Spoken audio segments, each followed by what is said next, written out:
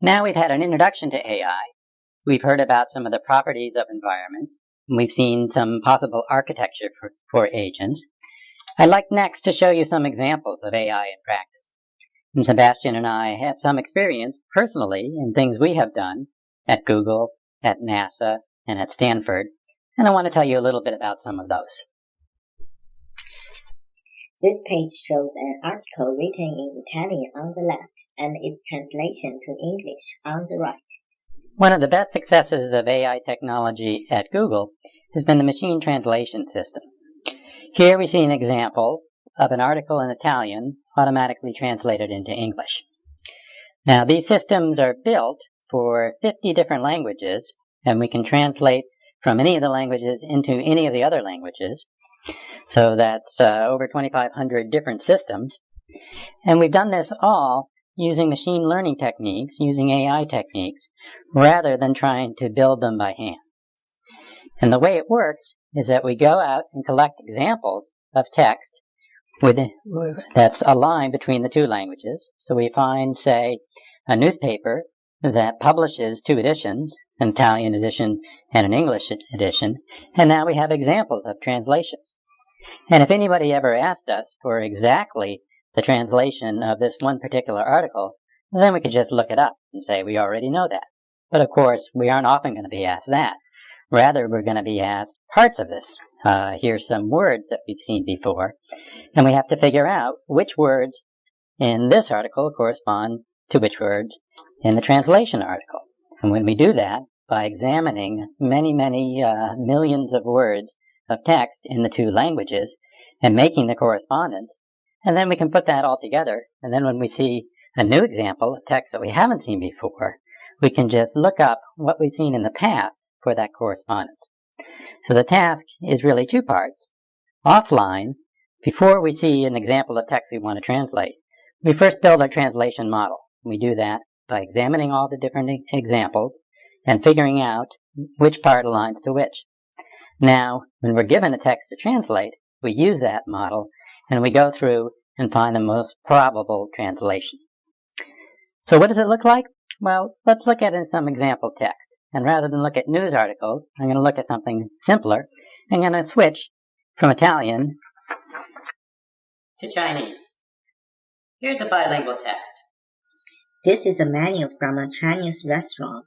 The left column shows the dishes written in Chinese, and the right column shows the corresponding dish in English. The English word wonton are circled in the right column, and its corresponding Chinese characters are circled in the left column. Now, for large-scale machine translation, examples are found on the web.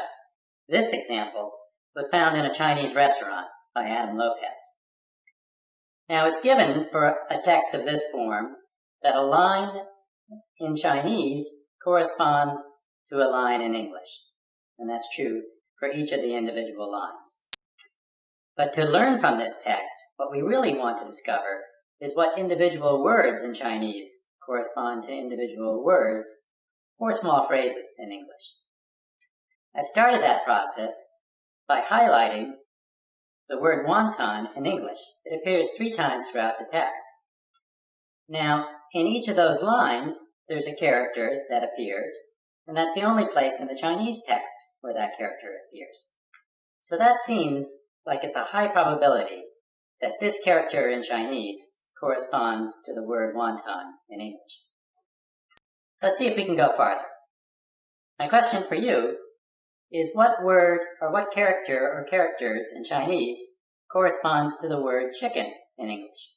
And here we see chicken appears in these locations. Click on the character or characters in Chinese that corresponds to chicken. The professor circled chicken in 4 dishes: house chicken soup, chicken rice soup, chicken noodle soup, and chicken corn cream soup. How to find the Chinese character corresponding to the chicken in the left column? The answer is the chicken appears here, here, here, and here. Now, I don't know for sure 100% that that's the character for chicken in Chinese, but I do know that there's a good correspondence. that every place where the word chicken appears in English, this character appears in Chinese and no other place. Let's go one step farther.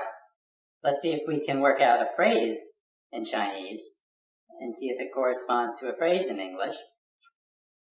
Here's the phrase corn cream. Click on the characters in Chinese that correspond to corn cream. The chicken is circled in 4 dishes: house chicken soup, chicken rice soup, chicken noodle soup, and chicken corn cream soup. Because in the corresponding Chinese names, one Chinese character also appears in all these 4 dishes. They are circled as a translation of the English word chicken. Now, the phrase corn cream is circled in chicken corn cream soup, crab meal corn cream soup. How to find its corresponding Chinese characters? The answer is, these 2 characters here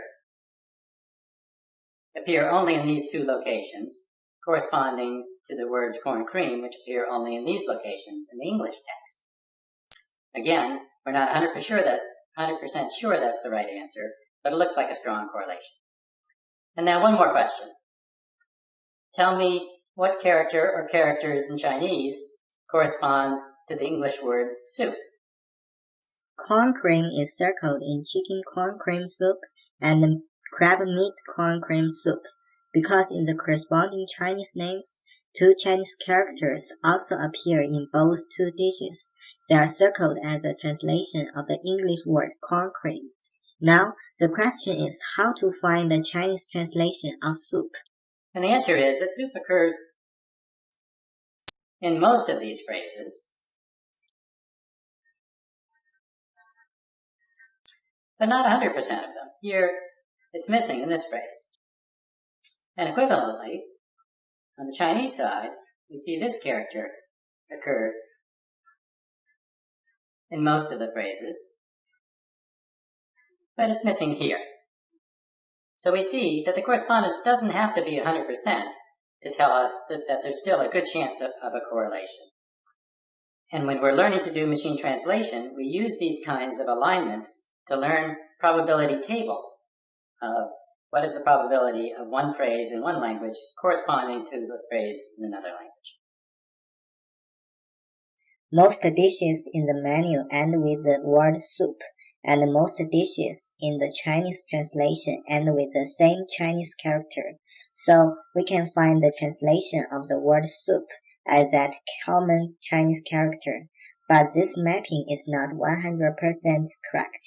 The Chinese translation of the Cantonese wonton soup does not end with that Chinese character, but the Chinese translation of egg drop wonton mix does end with that Chinese character.